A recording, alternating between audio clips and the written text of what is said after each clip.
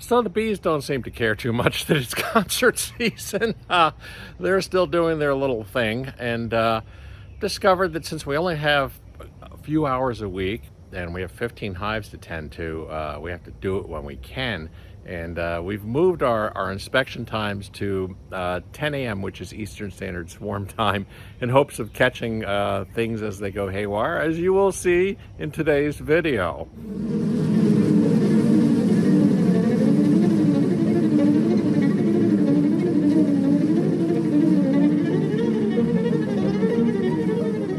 So this is hive number 5, and now that we're into established hives, it's time to get the smoker lit. Now, what do we have here? An upper screen. Oh, that's a good one. Yeah, these screens, I gotta order some more of these guys because they're actually quite excellent. They give you ventilation during the summer, and yet the bees can't come up, so you can actually take a peek in there without even getting anything going. So we're going to try to pull this at the excluder and set it over here. Okay. We'll just take it this way. Ooh. Ready? Yep. Put it slightly catty corner. Ooh,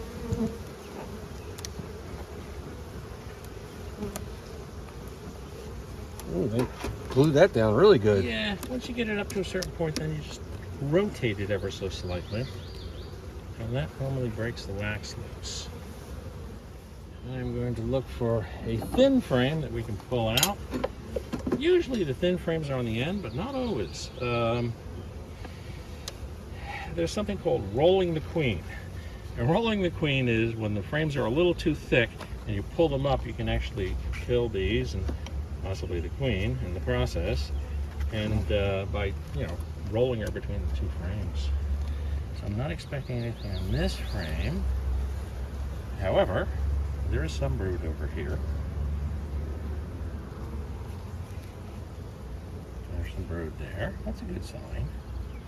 No queen cups on the bottom, but again, that's the side frame.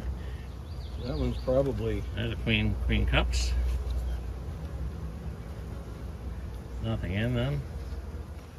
And of course the smoker is finding my face. It seems to be blowing that way. How it gets over here, I don't know. So, again, this is hive number 5. Nice brood.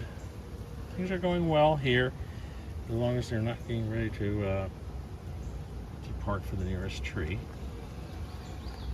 Again. I think at this point in time, I'm going to do the flip and look at the bottom of this super and cut to the chase as far as queen cells. And then we'll pull this super and flip the bottom, and again look for queen cells. I'll flip this up towards you. All right. Slide it back a little bit. And we have charged queen cells. Oh, gee. Yeah, so, this is a whole mess of them. Yeah, what I've been running into here. And there's a whole mess of them. And they are charged.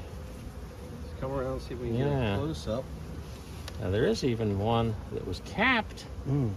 So, I don't think these girls swarmed, but considering this last week, it's not impossible if they got one past me.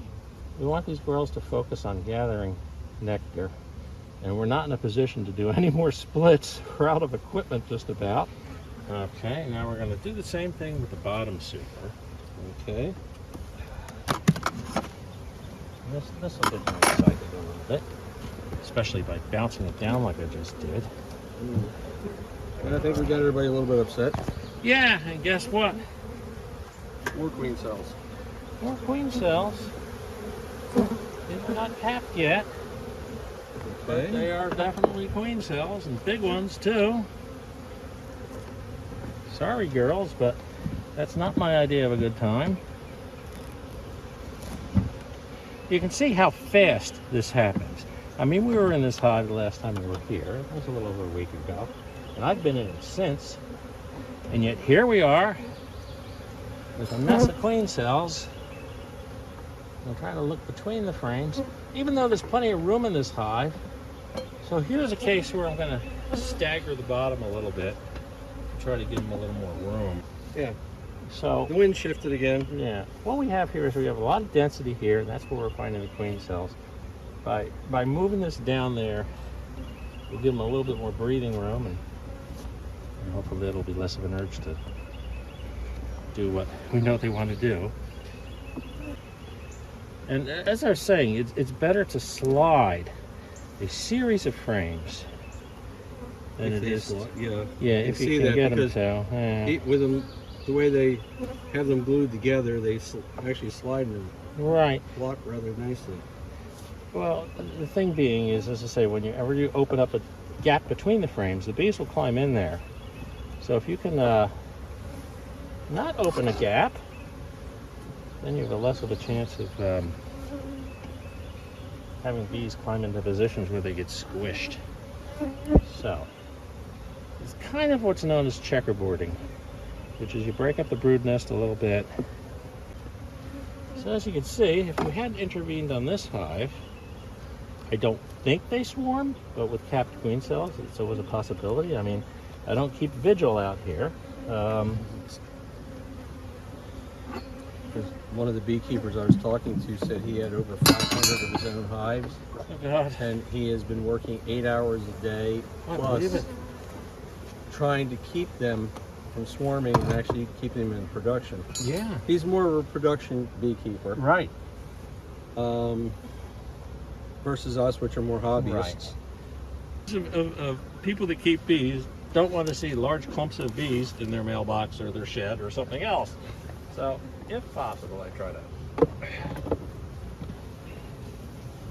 keep them from swarming. Well, he was saying that he had well over 100 acres of ground, and he Here. had most of his bees Yeah. kept in the middle, down a little bit more. Right. So what I'm kept trying in the middle of his 100 acres. to do here is I don't want these girls up above the screen because they may stay there forever thinking they can get back down, and the result being is they will eventually starve. So I try to keep a minimal amount, although there is a gap there. They can get out, but I found enough dead ones in that upper space over the years to know that they don't necessarily leave. You almost have to listen. I hear something that I don't necessarily like the sound of.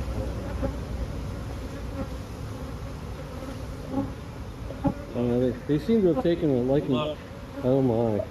look. That sound you heard, that slight roar, Yeah. that's an indicator that they are swarming. And these girls are. Now, if we got here before the queen got out, you can stop it.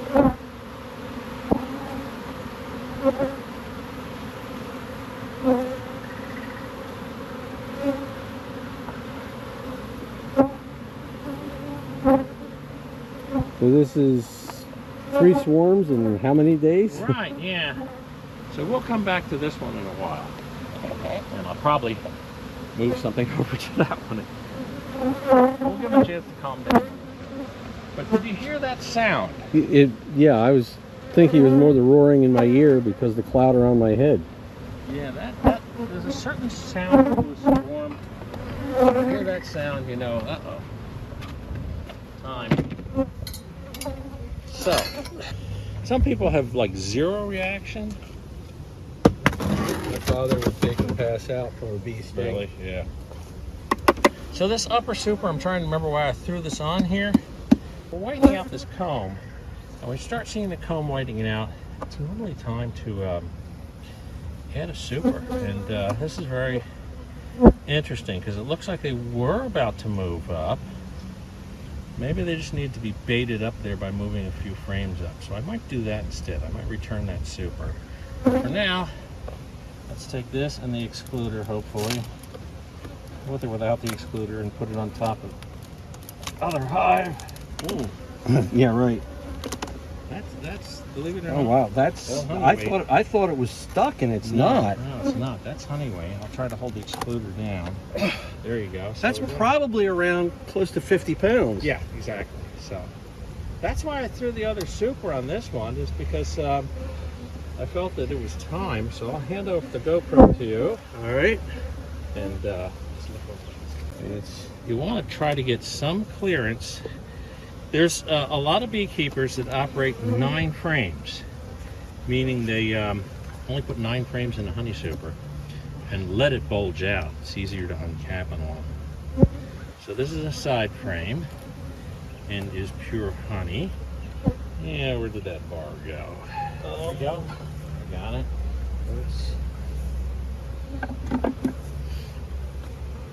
So are we lucky enough that this doesn't have brood? Chances are we are not lucky enough. But we'll look. We can try. We can try. That's brood. So, yeah. Brood in a cup. All right.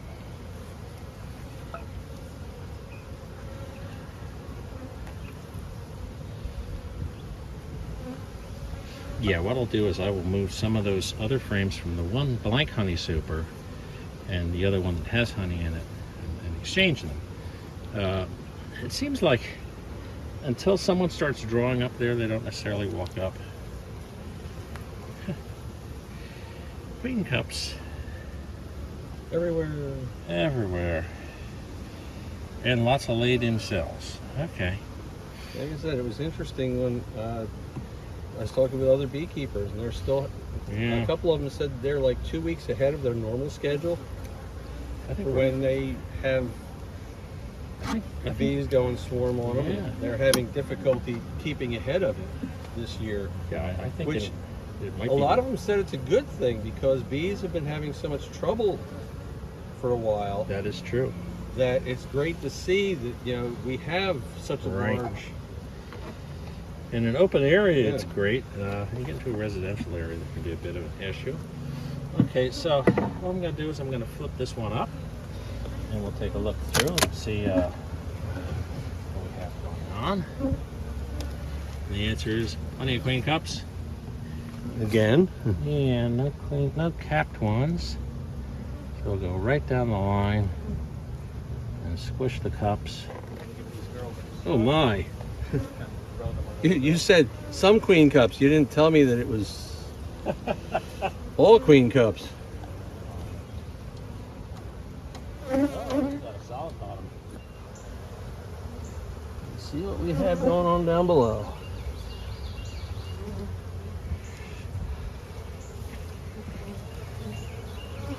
Oh wow. Drone brood. All the way down into the screen almost. Do you have the live smoker over there? Should be by you. Oh, wait.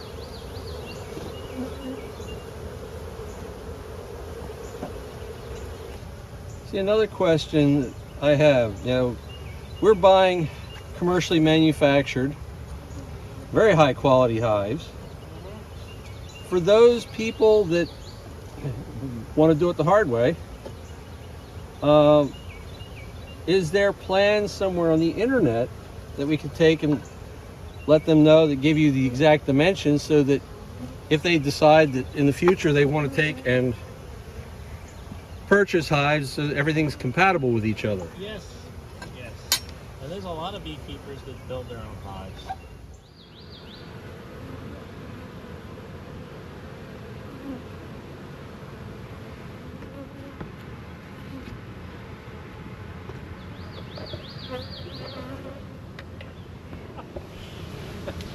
Okay, so we have a brick balanced on the front here. And all we're going to do is we're going to move this hive into that position there. All right. And as much as possible. There shouldn't be too much. I mean, it is heavy, but it should be unbelievably heavy. Okay, girl. Ratchet strap together. Tell me when you're ready. Let me get my fingers in your back. Got it?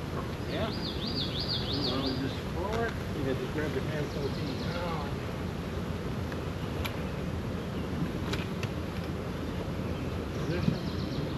Basically doing as much as possible to use them as nuts.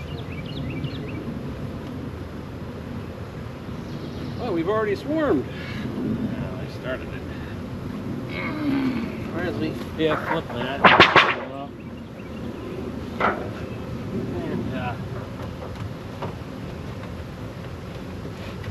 girls now have an open entrance to go home to.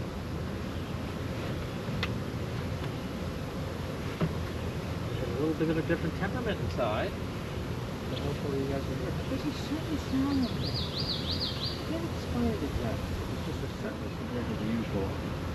The buzz, it actually sounds, I can't say it, but more angry, almost like, Yeah, we gotta go, we gotta go. If you're wound up, like, we'll pop the top of the slide again. You really hear it. Follow her wherever she goes. Right. Years ago, I saw that when a beekeeper was trying to catch a swarm and were Yeah. out cutting branches off of trees left and right. So this started to go really long. I won't bore you by running a half-hour video again, or at least I'll try not to. In any case, we did stop that swarm, and the fun continued, and we'll catch up with that on the next episode. Until then, like and subscribe. It really does help us, and we'll see you then. Bye-bye.